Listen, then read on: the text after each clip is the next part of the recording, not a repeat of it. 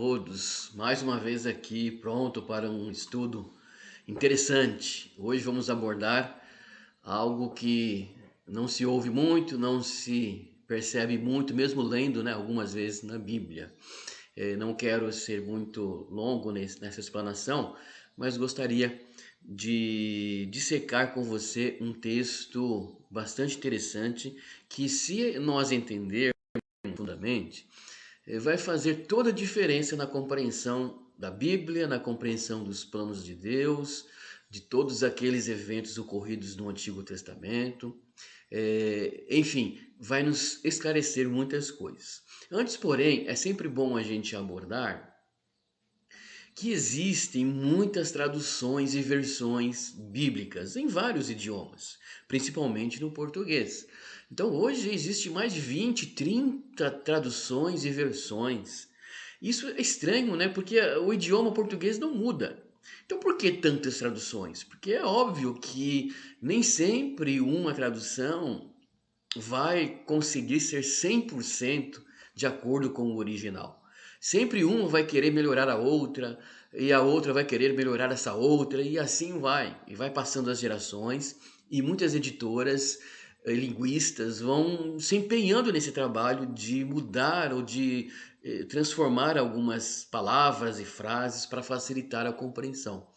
Então, é bom nós, cada um de nós, fazermos a nossa própria exegese.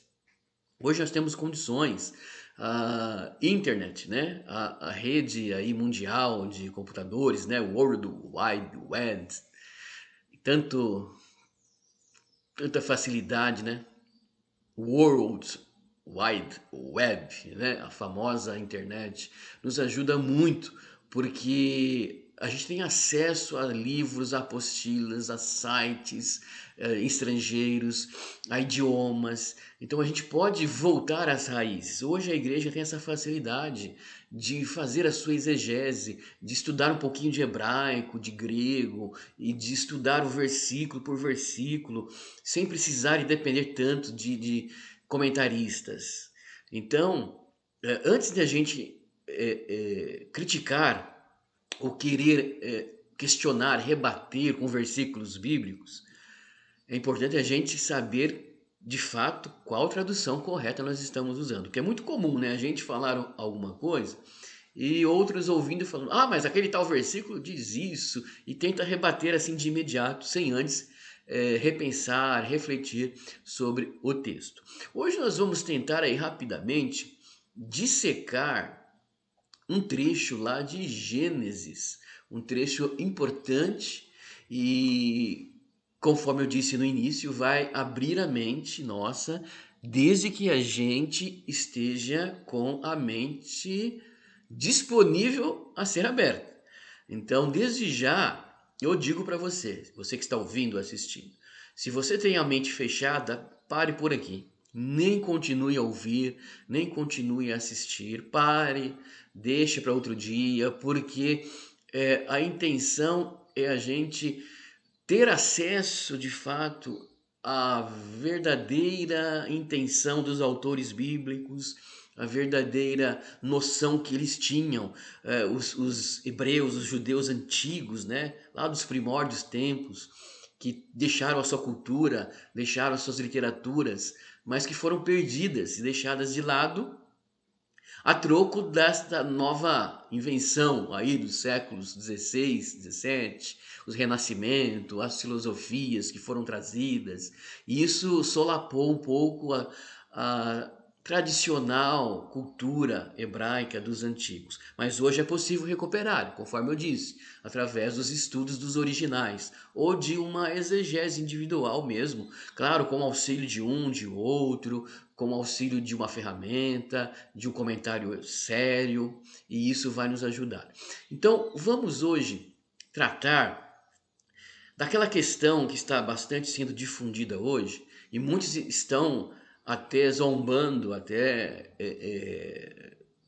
desprezando, né, desdenhando, sendo que é um assunto muito profundo, mas muito esclarecedor. É o assunto das duas sementes. A gente lê, relê, já estudamos, reestudamos, comentamos, pregamos esses textos, mas será que nós compreendemos corretamente? Será que a gente entendeu bem? Fizemos a exegese correta? Vamos abrir lá em Gênesis capítulo 3 e quero que você, juntamente comigo, leia esse texto ou pense em cada palavra. Eu vou ler palavra por palavra e você acompanhe aí na sua Bíblia para que haja essa abertura de mente, né? Essa compreensão. É o texto de Gênesis capítulo 3. É lá que vai surgir toda essa malignidade que existe hoje. Quer saber onde começou o mal? É ler capítulo 3 de Gênesis, tá? Pelo menos o início do mal nesse mundo, obviamente, né? Aquilo que passou para nós. Você sabe da história que Deus ordenou ao casal para não comer do fruto, para não comer daquela árvore do conhecimento do bem e do mal, de todas as outras eles poderiam comer, mas eles desobedeceram. Então você conhece essa história, não vamos ler toda para a gente ganhar tempo. Então vamos ler a partir do verso de número 6, Gênesis 3, 6. Veja bem o que diz o verso 6 do capítulo 3 de Gênesis. Então, depois daquela ordem, né? Ela desobedeceu, ela ouviu ali a voz da serpente, no versículo 4, aquela coisa toda. E no verso 6 disse o seguinte: E vendo a mulher que aquela árvore era boa para se comer, veja que ela não olhou, ela não viu o fruto, ela viu a árvore. A árvore era boa para se comer e agradável aos olhos. Quem? A árvore era agradável aos olhos. E árvore desejável para dar entendimento. Então, o que era agradável aos olhos? O que era ali atraente, né? O que atraiu a mulher, que fez com que ela sentisse desejo e entendesse que ela poderia entender e compreender muitas coisas? A árvore. Então ela, olhando para aquela árvore, tomou, né, continuando o verso 6, do seu fruto e comeu. Preste atenção aqui. Ela tomou do fruto e comeu. Continuando. E deu também a seu marido e ele comeu. É isso? Não.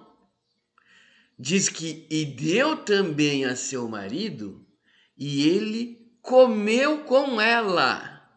Ou seja, Eva comeu do fruto duas vezes, certo? Guarda isso aí, isso é muito importante. Então o verso 6 diz que a mulher, ela estava diante da árvore e diante da serpente. E diante da árvore e da serpente, ela comeu do fruto.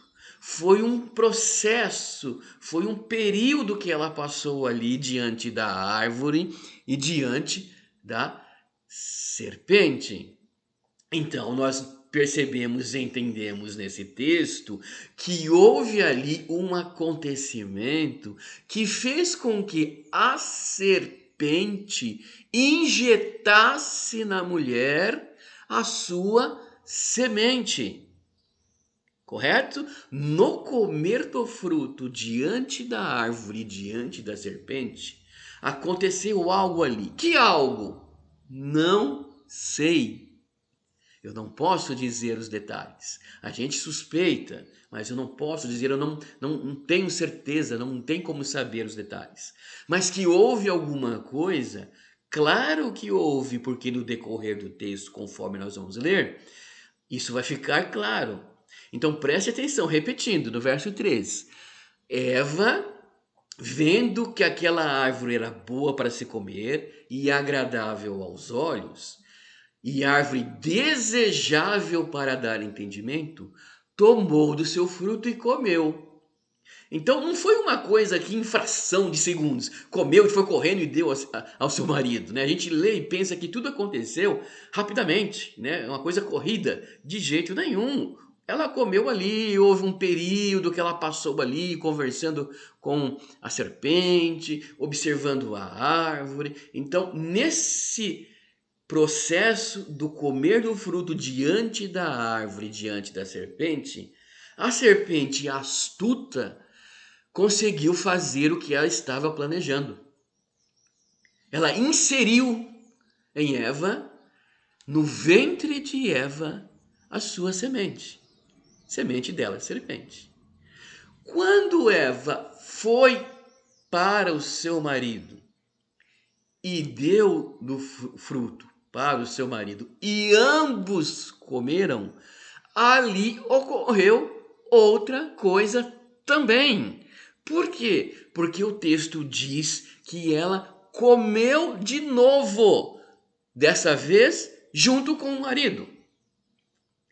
Agora, quem inseriu a semente no ventre de Eva foi o marido.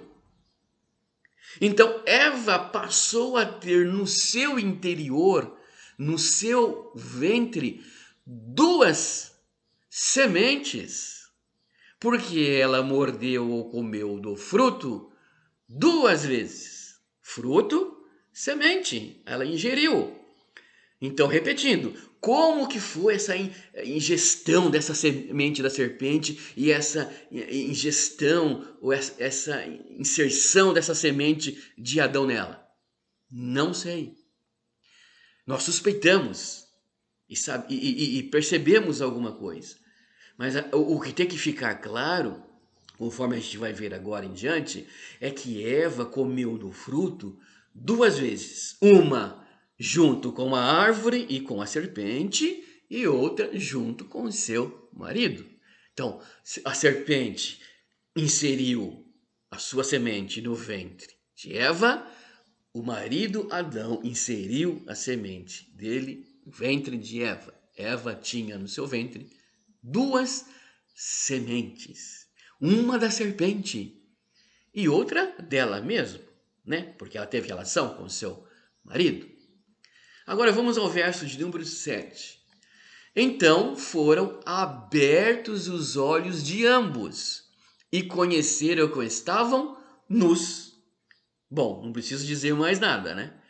Se os dois estavam nus, você já deve pensar e raciocinar o que aconteceu. E coseram folhas de figueira e fizeram para si aventais. O verso 8. E ouviram a voz do Senhor Deus, que passeava no jardim pela viração do dia.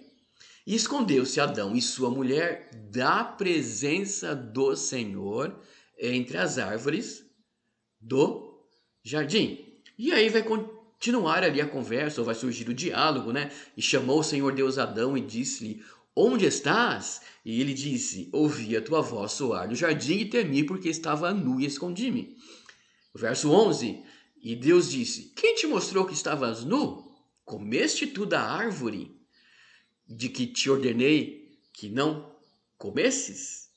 Então disse Adão: A mulher que me deste por companheira, ela me deu da árvore e eu comi. Agora preste atenção, verso 13. E disse o Senhor Deus à mulher: Por que fizeste isto? E disse a mulher: A serpente me enganou e eu comi. A serpente me enganou e eu comi. Verso 14. Então o Senhor disse à serpente: Porquanto fizeste isto, maldita serás mais que toda besta, e mais que todos os animais do campo. Sobre o teu ventre andarás, e pó comerás todos os dias da tua vida. E olhe o verso 15, que forte.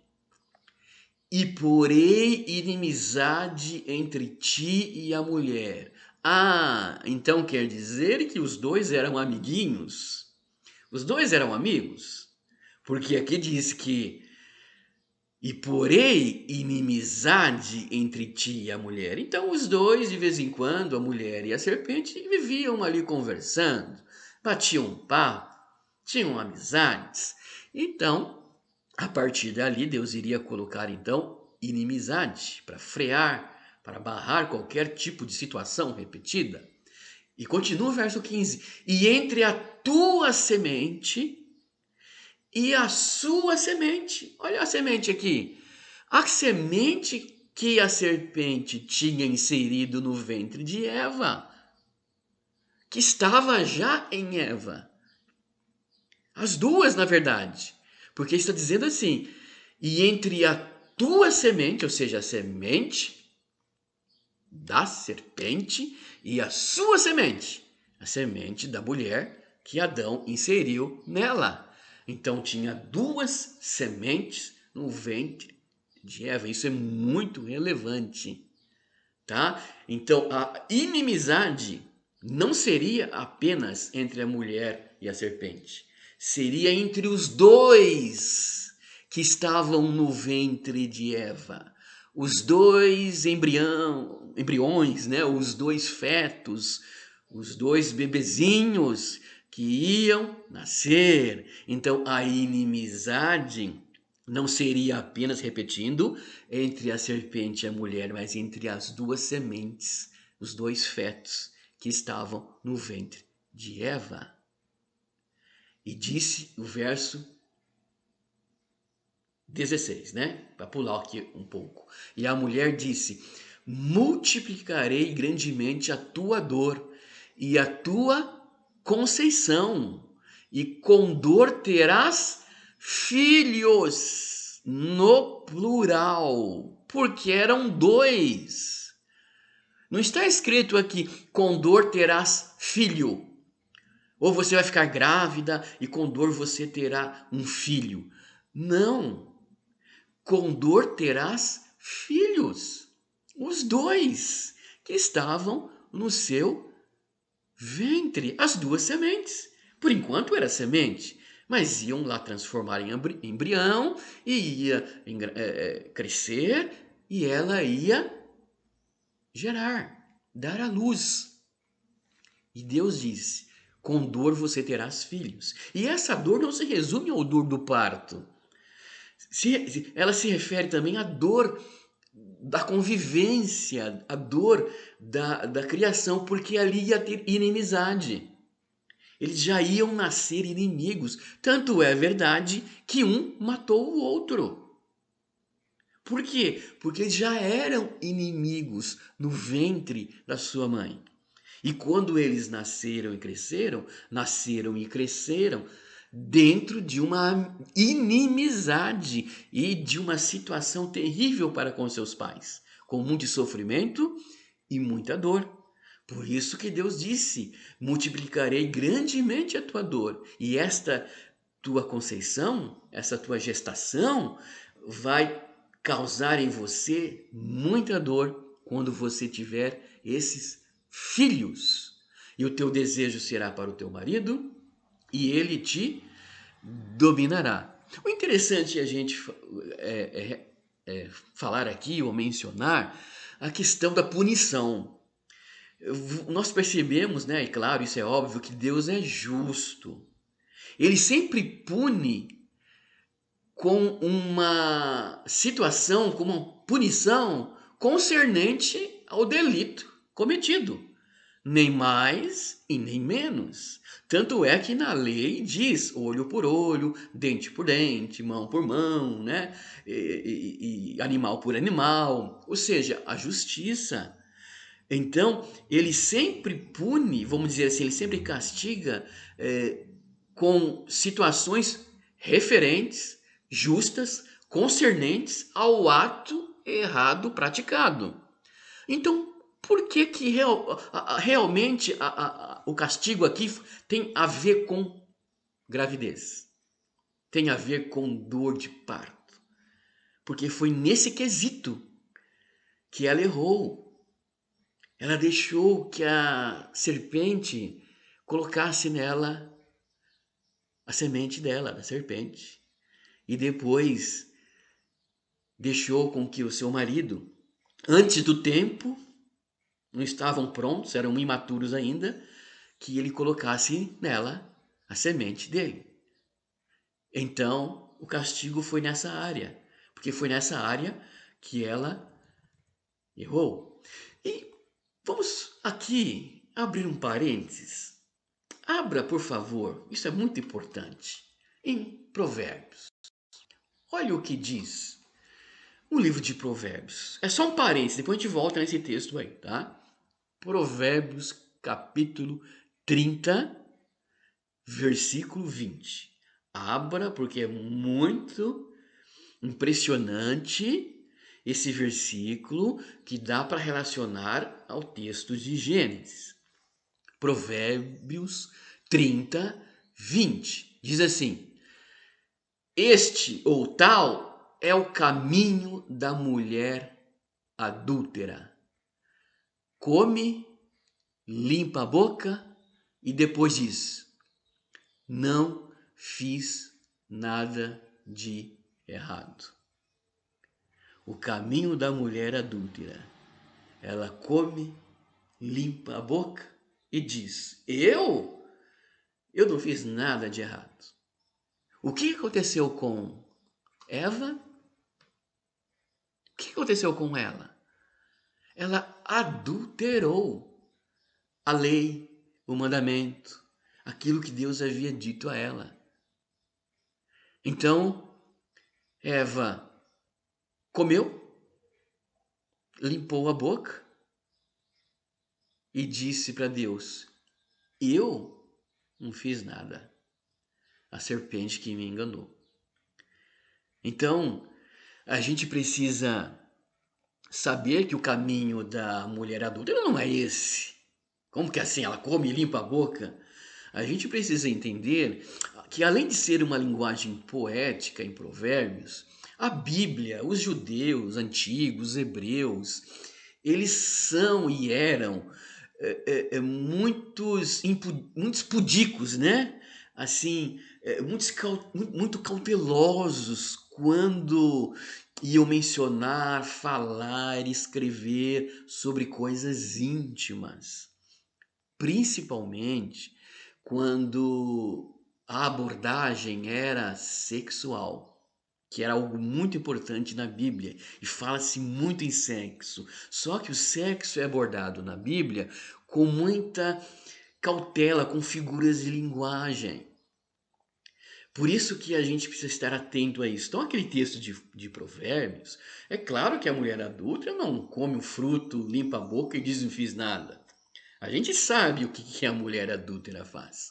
Ali é um linguajar bem carregado de pudor para nos mostrar o que acontece no caminho da mulher adúltera. E esse texto de Gênesis capítulo 3, ele é carregado também de pudor, porque o texto trata de coisas muito íntimas, muito sérias. Imagine o Moisés recebendo a revelação de Deus e tendo que escrever isso. Com certeza, né? É chocante. Então, é preciso usar figuras de linguagem, é preciso usar simbolismos, é preciso concentrar tudo numa linguagem assim que a criança entenda, que o judeu entenda, que o grego, o babilônico, o assírio, o inglês, o alemão, que todos entendam. Só que a gente não pode ser criança ao ponto de achar que é só isso que aconteceu.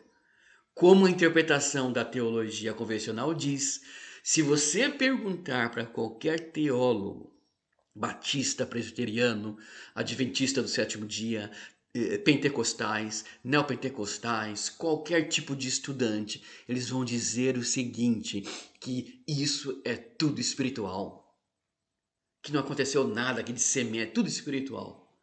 E a gente acaba, se não estivermos preparados, caindo nesse erro.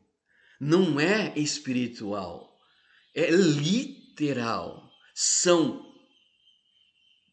três pessoas, ou três seres, né? Não três pessoas. Serpente, uma mulher e um homem. Literal. São duas sementes literais que estão no ventre de Eva. São dois filhos. Um era filho do diabo. Um era semente de Satanás. Esse vai ser o que vai herdar toda uma linhagem maligna, que vai corromper, que vai causar danos terríveis para o mundo, que é Caim. Este é Caim literal, é um homem que veio de uma semente que foi implantada no ventre de uma mulher, é um filho. O outro, Abel, também literal. Então, é a semente da mulher Abel, semente da serpente ou do diabo, de Satanás, Caim. Os dois eram irmãos, mas inimigos. Isso é literal, gente. Isso não é espiritual. A mensagem sim é espiritual, mas o texto, a narrativa é literal. É uma semente literal, é uma geração literal, é raça. É raça de víboras. Isso tem a ver com genética, isso tem a ver com DNA corrompido. Não é simplesmente uma pessoa desobediente, que Caim foi uma pessoa má. Não. São pessoas que não são de Deus. São descendentes da serpente. É uma linhagem totalmente maligna que pode fazer e pode realizar as piores coisas que você imaginar. E é o que aconteceu. Tanto é que foi preciso Deus mandar o dilúvio, porque a coisa era muito feia ali. São coisas que são assim incapazes da gente dizer. Tamanha atrocidade, tamanha maldade. Não era gente comum. Não é uma linhagem diferente da outra, porque uma vinha de uma pessoa ruim e a outra vinha de uma pessoa boa. Não. É uma linhagem satânica. Pessoas com corpo, às vezes corpo de corpo híbrido, parte de animal, parte de homem, parte de mulher, parte de outro animal. Eram pessoas totalmente corrompidas, gigantes, assim, excessivamente gigantes, anões, excessivamente anões. É uma geração maligna que estavam estragando o mundo de Deus.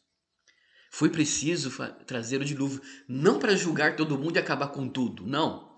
Mas o dilúvio foi para interromper, para limpar, para purificar de toda essa maldade. Tanto é que a linhagem satânica continua, a linhagem da mulher continua. Só vai ter fim quando Jesus retornar e aquela batalha, e assim todos serão lançados no lago de fogo.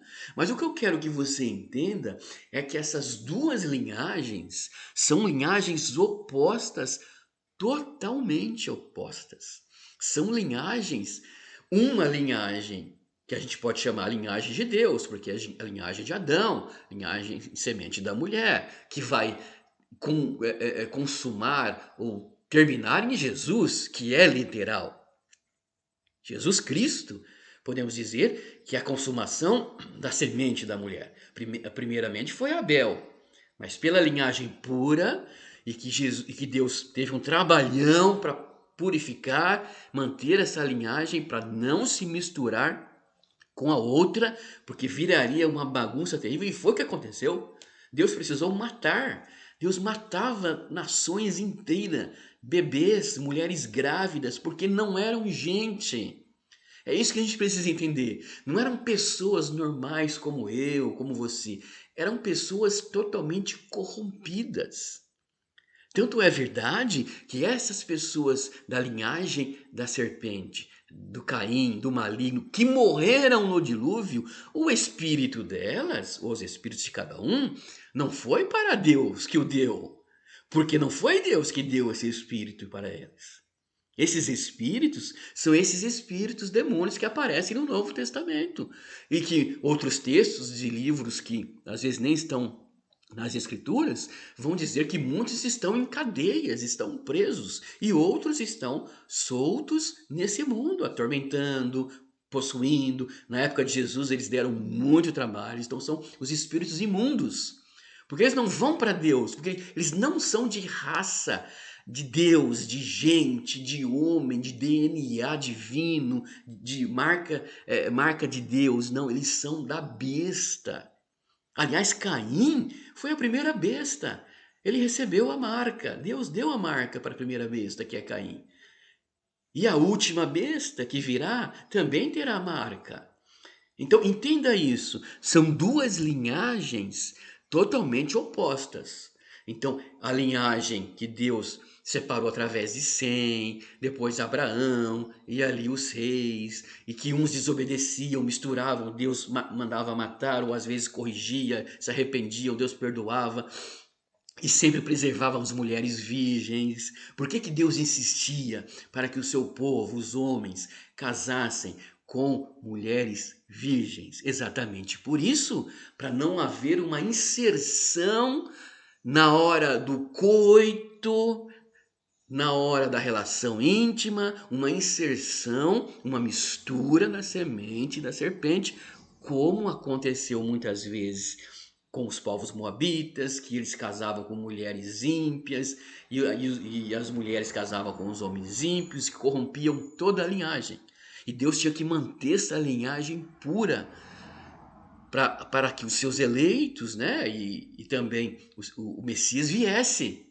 Então, o Antigo Testamento narra essa guerra travada por muito tempo e ainda está em andamento esta guerra. Então, voltando ao texto de Gênesis, nós entendemos ali que é o começo desta grande confusão que nós vivemos no mundo. Porque tem duas linhagens. Preste atenção, é coisa muito séria isso. Não tem nada a ver que é espiritual. Não, se o Messias, a semente da mulher, é literal, é Jesus Cristo, pessoa, carne, sangue, osso, a semente da serpente também é literal, é pessoa, carne, sangue, osso, anticristo. Então, Abel e Caim prefiguram Jesus, Cristo e o anticristo.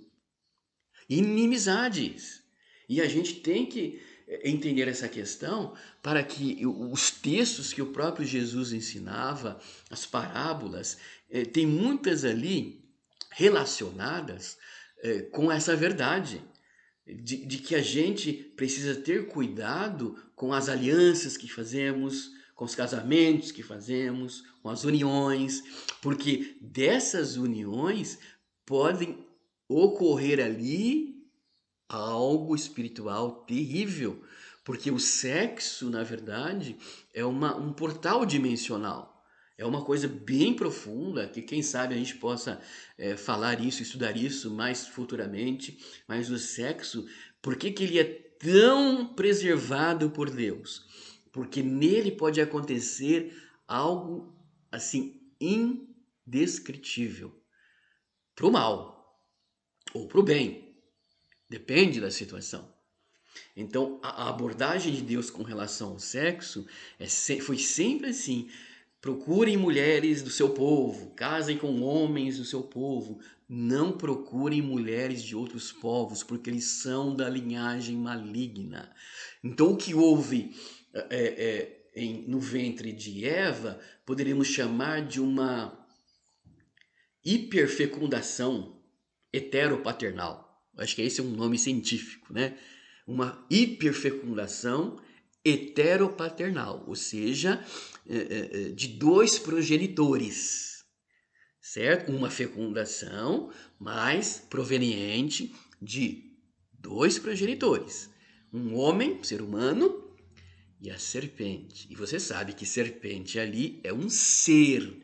Claro, não é uma cobra, né? Ali é um ser divino, um ser vivente do céu que caiu, certo? Ele é um ser que pensa, que tem braço, que tem pernas, que anda. Ali não é uma serpente no sentido de cobra. É uma pessoa, um ser, tá bom? Que caiu, tá? Então a gente precisa entender isso. Então foi uma hiperfecundação heteropaternal. Aliás, a ciência discute hoje essa questão também, né, de fecundação de dois pais. Olha que interessante, né? Uns chamam de telegonia. Alguns cientistas dizem que isso é babaquice, nunca foi comprovado. Outros já dizem que é totalmente possível. É aquela questão de, por exemplo, bem confusa isso e bem perigosa, viu? De você, por exemplo, pense numa mulher que teve na vida, vai, 6 namorados. E ela teve relação com 6 namorados. Com o sétimo, ela casa. E ela engravida do sétimo. Há estudos que a mulher pode carregar por certo tempo características do sêmen, da semente, do último ou de alguns dos seus namorados anteriores. E a sua gravidez pode ser, ou pode estar relacionada a isso. É uma coisa assim, lógica. Por quê? Porque Deus insistia muito no casamento com mulher virgem. A virgindade era muito preservada e conservada e valorizada por Deus. Por quê? Para que não houvesse ali nenhuma corrupção na linhagem. A linhagem tinha que permanecer a linhagem de Adão. Não poderia misturar com a linhagem de Caim. Tanto é verdade que você vê que não existe genealogia de Caim na Bíblia. Porque é uma linhagem maléfica. Termina ali em Tubal-Caim, né? Numa família ali, e acaba. Por quê? Porque não interessa para Deus. Não é dele. Esse povo não é dele. Esse povo é do mal. Esse povo tem que ir para o lago de fogo. Essa raça, o próprio João Batista e o próprio Jesus diziam para eles, na cara deles: vocês são raça de víboras. Olha aí a víbora, a raça da serpente. Ele está mencionando ali a semente da serpente. Vocês são descendentes de Caim. Vocês mataram Abel. Vocês mataram Zacarias, o sangue de Abel, o sangue de Zacarias. Tudo que vocês fizeram, clamam a mim, estão pedindo por justiça. Então, o objetivo desse estudo é fazer com que você entenda isso. São duas linhagens literais, não tem nada de espiritual. Se você for perguntar para o seu pastor, se você for perguntar para o professor da IBD, eles vão dizer que eu sou maluco, que eu sou doido, que sou herege, porque eles não acreditam e não aceitam. Aliás, eu também era assim, viu? Eu também estudei teologia, eu também ensinei essas coisas diferentes, porque até então eu não tive essa revelação, eu não tive essa visão. Agora já estou do outro lado, né? Agora estou contra o que eu mesmo era a favor. Ou seja, são duas linhagens, vamos dizer assim, literais. E essas duas linhagens estão nesse mundo e assim como foi nos dias de Noé, ela vai voltar de maneira terrível, talvez até pior do que nos dias de Noé. Jesus fala isso. Assim como foi nos dias de Noé, será na vinda do Filho do Homem. Por quê? Porque esta semente, esta linhagem que ficou um pouco pausada, mas passou um dilúvio, ok? Ela passou pelo dilúvio, mas ficou um pouco amenizada, porque Deus purificou a terra, Deus deu uma pausa para que ele pudesse cumprir o plano dele aqui na terra. Mas vai voltar. Essa linhagem está no meio de nós. A gente não consegue, assim, detectar, né? Isso não cabe a nós. Aliás, nós vamos completar este estudo agora com uma parábola de Jesus. Abra comigo lá o texto da parábola do joio e do trigo. Vamos ver esse texto? Vamos ler juntos aí, que esse texto é muito, assim, esse texto por ler não entende nada, né? Fica meio confuso, mas para quem tem esse estudo de Gênesis, que investe tempo em aprender realmente como são as coisas, aí fica tudo mais claro. Igual eu falei no início, se você compreender isso que eu acabei de falar em Gênesis, tudo que for ocorrido depois vai ficar muito mais fácil. A questão das duas sementes, das duas linhagens, são duas sementes literais. Olha lá, Mateus 13. Vamos ver lá Mateus 13.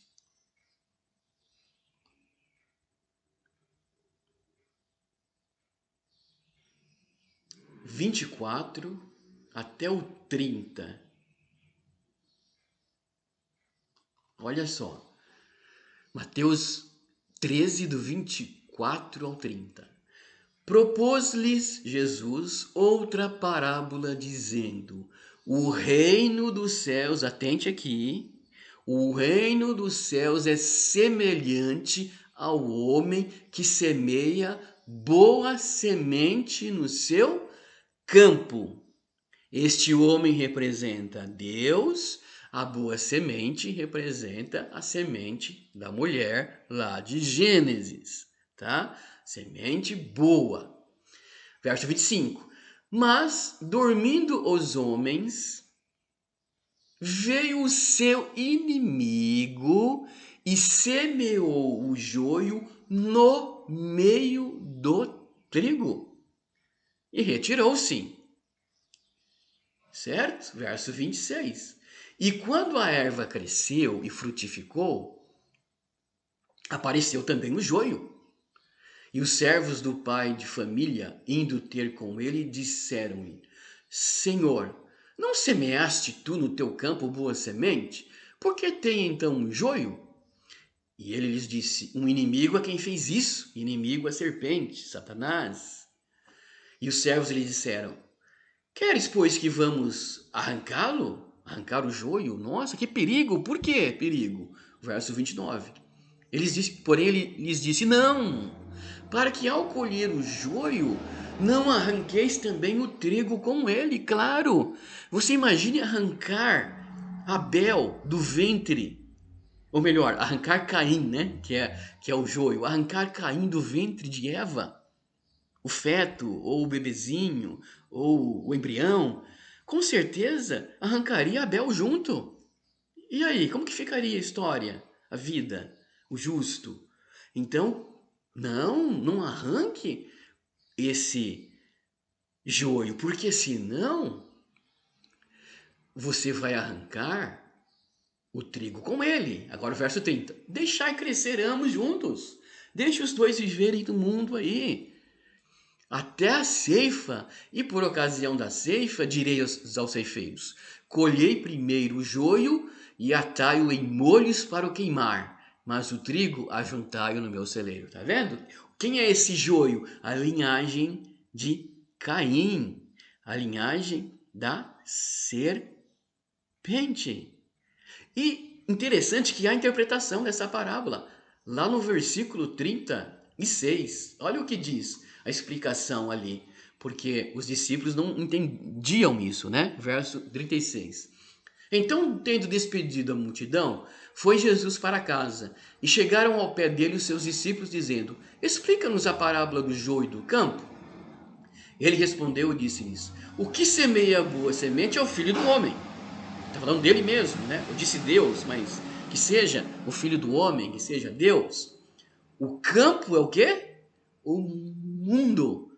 Então, o filho do homem semeou a boa semente no campo que é o mundo. O que é o mundo? O conglomerado de pessoas que vieram de um casal, certo? As genealogias, as duas linhagens. Então o campo é o mundo. A boa semente são os filhos do reino. A linhagem da boa semente, semente da mulher. E o joio são os filhos do maligno. Não tem nada de espiritual aqui, gente. É coisa literal. Ele está dizendo no verso 38. Os joios são os filhos do maligno. Eles são filhos, filhos literais, sangue, DNA. São pessoas que não têm para onde ir, a não ser o lago de fogo. Elas não podem viver. Elas têm que ser condenadas. E é isso que vai acontecer. Agora o verso de número 39. O inimigo que semeou é o diabo, olha lá. A serpente no jardim. Ele que é o inimigo que semeou dentro do ventre de Eva.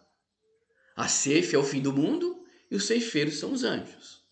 Assim como o joio é colhido e queimado no fogo, assim será na consumação deste século. Mandará o Filho do Homem os seus anjos e eles colherão do seu reino tudo que causa escândalo e os que cometem iniquidade. A linhagem da serpente, do maligno e todos os outros que preferirem segui-los, vamos dizer assim, né? Porque hoje nós temos muitos povos, muitas pessoas. E temos aqueles que são da linhagem da serpente e tem todos os outros que precisam, no caso, se inserir, né, na oliveira, ser enxertados, ou seja, fazer parte desta linhagem da mulher, através de Cristo Jesus. Então, os anjos escolherão do seu reino tudo que causa escândalos, comete iniquidades, aqueles que serão da semente da serpente, e lançá-los-ão na fornalha de fogo. Ali haverá pranto e ranger de dentes. Então os justos, filho da mulher, né, os descendentes da semente da mulher, resplandecerão como o sol no reino de seu Pai. Quem tem ouvidos para ouvir, que ouça. Entenderam que a parábola do joio e do trigo é algo literal que está acontecendo? Ela resume a história do mundo. Ela resume o mal que existe no mundo, ela explica por que existe bem e mal. Que luta é essa? Quem fez isso? Quem plantou essa maldade? Onde começou? Onde surgiu? Quem inventou? Está tudo explicado aqui. E em Gênesis está relatado ali. O João Batista, ele confrontava, já disse isso, repito aqui, o próprio Jesus. Vocês são do diabo. Vocês são filhos do maligno, porque eram gente que nem era para ser chamado de gente. Eram pessoas que estavam condenadas já, estão condenadas. Na verdade, pessoal, é assim, não cabe arrependimento nessas pessoas. É isso que eu quero que vocês entendam. Não é um vizinho seu que é um pouco mal, que é ateu, que se evangelizar, vai se converter, que tem um coração duro. Não. São pessoas que jamais vão se converter. É a linhagem da serpente, não tem nada de Deus nelas. São pessoas que jamais vão abrir o coração. São pessoas condenadas já. Não adianta pregar o evangelho, não adianta orar, não adianta fazer nada. Por quê? Porque são da linhagem, isso é literal, isso é DNA, isso é sangue do maligno, eles são filhos do maligno. Não tem nada de Deus neles. São pessoas condenadas. A Bíblia, ela relata várias fraseologias e conceitos para se referir a essas pessoas. Vasos de ira, que Deus suportou com muita paciência, né? E suporta. Por quê? Vai suportar paciência porque são pessoas que só vão fazer o mal. Elas nunca vão fazer o bem. Não existe essa possibilidade. Isso está no cérebro, está na formação estrutural, biológica dela. Não tem espírito de Deus nelas. Embora pareça muito, pareça um ser humano comum, como o joio e o trigo, né, que se parecem, mas por dentro, o sangue, os tipos sanguíneos, né, o DNA, todo o processo ali de vida delas, da mentalidade, é totalmente maligna. Para você ver, né? Jesus diz, são filhos do maligno, descendentes da serpente. Então, não é pensar assim que são simplesmente pessoas ali que fazem maldade. Claro que essas pessoas também têm as suas culpas, precisam se arrepender, é verdade, senão vão ser condenadas juntos. Mas quando se refere a joio, quando se refere a filhos do maligno, isso aí são pessoas que não tem jeito, não tem que ter pena, não tem que ter dó, porque eles são é, é, pessoas malignas do mal. O que restam para elas é o fogo, lago de fogo, não tem outro jeito. Elas não cabem na vida, são intrusos, né? Que a serpente lá no jardim, é, é, infelizmente, ela teve essa oportunidade por conta do que Eva concedeu ali, né? Abriu o coração, abriu a mente para o engano. Então, isso que eu gostaria que vocês entendessem a respeito do maligno e do Caim, tá? Caim foi o primeiro anticristo, o primeiro antideus. Até a morte lá de Abel, a gente pensa que ele foi com uma invejinha e matou. Aí ali foi quase, vamos dizer assim, possivelmente um ritual ali. Ele deve ter matado Abel, bebido do sangue de Abel, feito ali um ritual satânico, porque ele era filho da serpente.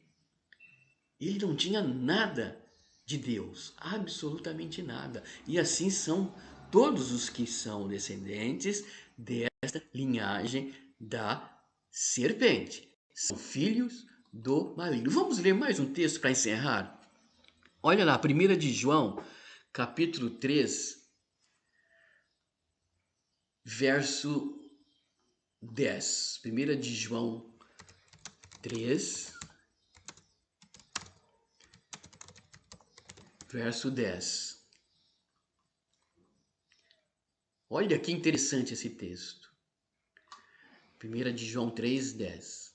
Deste modo, conhecemos quem são os filhos de Deus, semente da mulher, linhagem santa, da humanidade santa em Cristo, e quem são os filhos do diabo, linhagem satânica, linhagem da serpente, a semente foi colocada em Eva e que produziu assim esta linhagem maligna. Aí ele diz: deste modo como?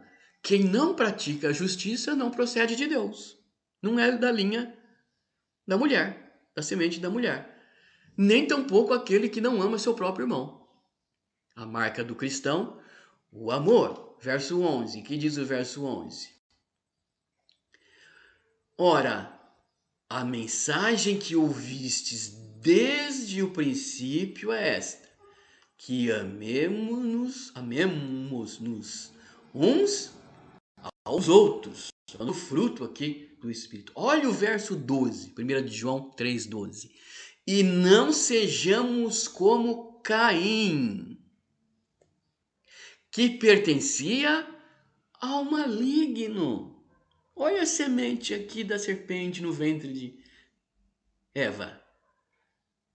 Caim. Ele está dizendo, nós cristãos, nós salvos, nós somos trigo, nós somos filhos de Deus, nós amamos a Deus acima de todas as coisas, nós amamos ao próximo como a nós mesmos, nós somos da linhagem santa. Então nós não podemos ser como Caim, que era do maligno e assassinou o seu irmão. E por que o matou? Porque suas obras eram más e as de seu irmão eram justas. Olha por que Caim matou Abel. Porque Abel era justo. Por isso, porque Abel era temente a Deus. Porque Abel era de Deus. A linhagem de Caim, a linhagem da serpente, ela tem um objetivo único: matar, acabar com os filhos de Deus. A linhagem satânica quer destruir os filhos de Deus. Aliás, isso aconteceu com os primeiros cristãos.